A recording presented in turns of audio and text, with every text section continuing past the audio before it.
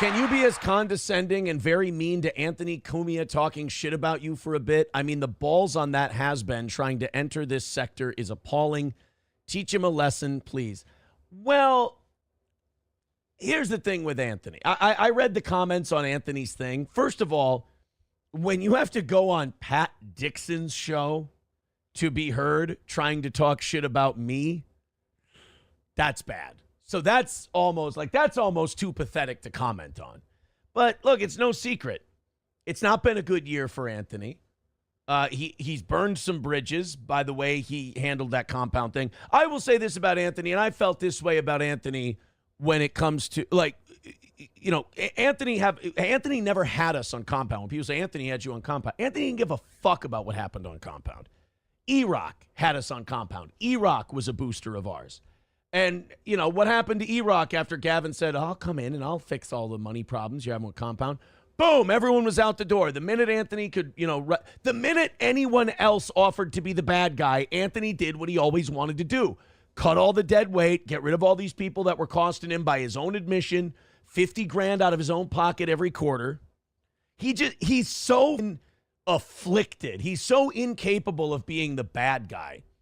And I don't know why. I mean, the guy's probably pled to more crimes than I have. So I don't know why he'll fucking bite a woman. He'll fucking beat a woman and get convicted of it. And but he won't fire a few people. Anthony, bite less, fire more. Your career would be in good shape. You wouldn't have to go on Pat Dixon's show. You don't want to go on Pat Dixon's show. No, but Pat Dixon doesn't want to be on Pat Dixon's show. So if you would bite less and fire more, hell, we might be listening to you on Sirius XM right now. And you'd have to work with Opie. But, let's weigh Anthony versus Opie. I think Opie won. Opie's a happy guy with a shitload of money who's not throwing 50 grand a quarter into a failed endeavor. I mean, Jim Norton still gainfully employed.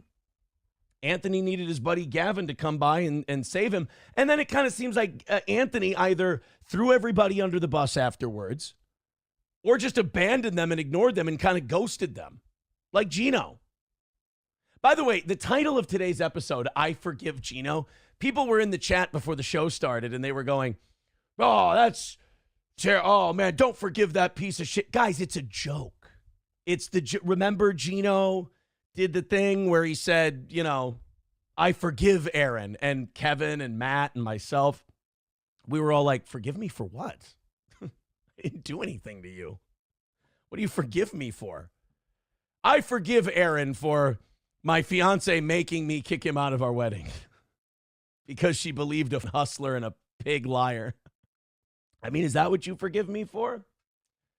Oh, and that, like, it's funny that everything I said about her turned out to be true. And then when she showed herself to be that thing, they all kind of just like turned on me about it. It's like, guys, I've been warning you about these people forever and ever.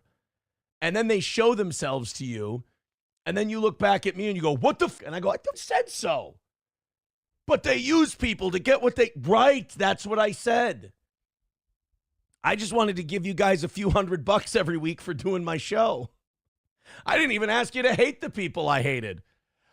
Honestly, what I always told Keanu was, talk to him. You'll see. And then guess what? They started talking to him again, and guess what? They saw.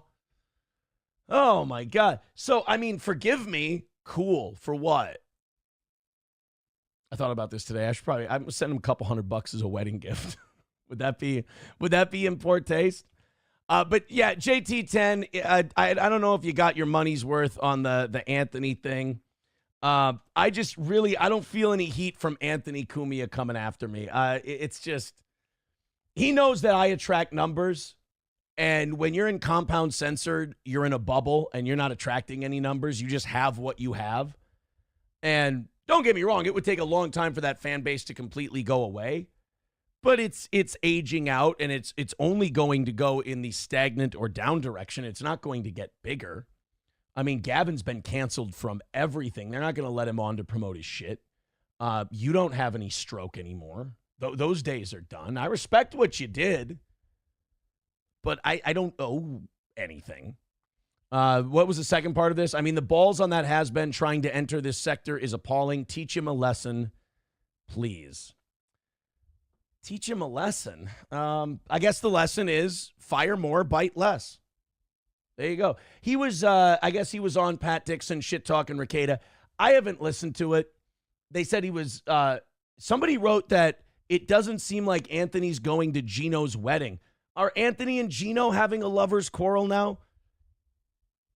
Can Anthony not up any relationship? Opie, Bill Burr, Club Soda Kenny, Gino, all the compound people, Danny Brand. I mean, look, from what we saw, Danny Brand seemed like a psychopath. But, you know, you brought the fox into the hen house, and then you bit the fox.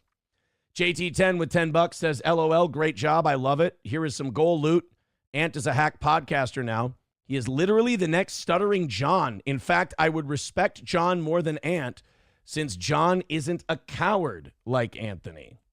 Wow. The John stuff has always been overplayed, and it's always been by people who needed John more than John needed them.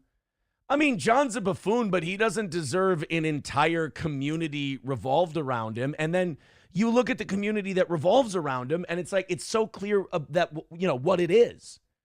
It's a bunch of people more pathetic than John in their own lives, kind of circling around John because they need someone to point at and go, oh, that guy's a piece of shit. I mean, to me, he's never been that entertaining.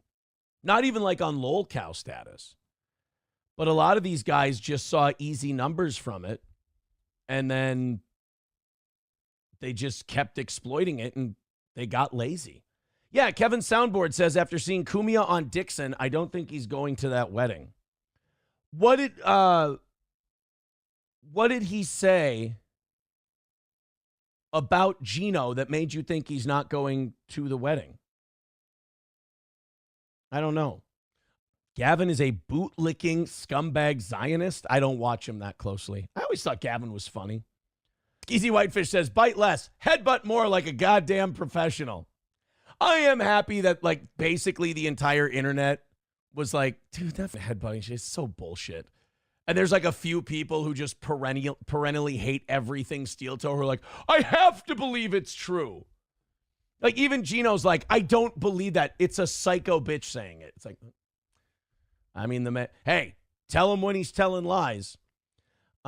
Jimmy married a tranny. I don't think he won. I mean, he seems like he's happy, though, right?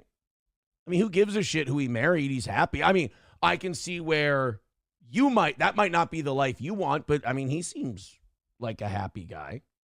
Says, more Cumia breakdown, please. I mean, what else is there to break down? He really doesn't do anything anymore. I'm not yelling at you, JT10. No, I'm saying, like, I don't know what else there is to say. I mean, he's done. He's behind a paywall, first of all. He hasn't put any effort into that show in a long time. I actually thought Gino and I did better shows than he did when we filled in for him. It's more than time to retire. He's kind of become what he always bitched about with Howard. Just kind of mailing it in. We get it. Black people, bad. I mean, we don't really need to harp on that anymore. What else is there to say? I mean, it's what they're doing is an outdated model of doing things, the paywall and everything else. I mean, the model kind of changed. So I don't know what else to tell you. I mean, I'm happy to talk about it, and you know, you pay me, so I got to listen to the paying customers, and you've been very generous tonight. So thank you. A million times thank you. JT10. And yeah, to anyone who's like, well, weren't you on Compound? I mean, don't you? Oh, that was E-Rock. E-Rock put us on Compound because E-Rock was the only guy who gave a shit about trying to attract more audience to that thing. Anthony was happy to just show up, la-di-da, do his show, not give up the business was doing until he had to start writing his own checks and put it into the business. And then it was too late. But I was told by Gino regularly. I was told by E-Rock regularly. When you guys come in, when Steel Toe comes in and you do a show, our memberships, our subscriptions go up.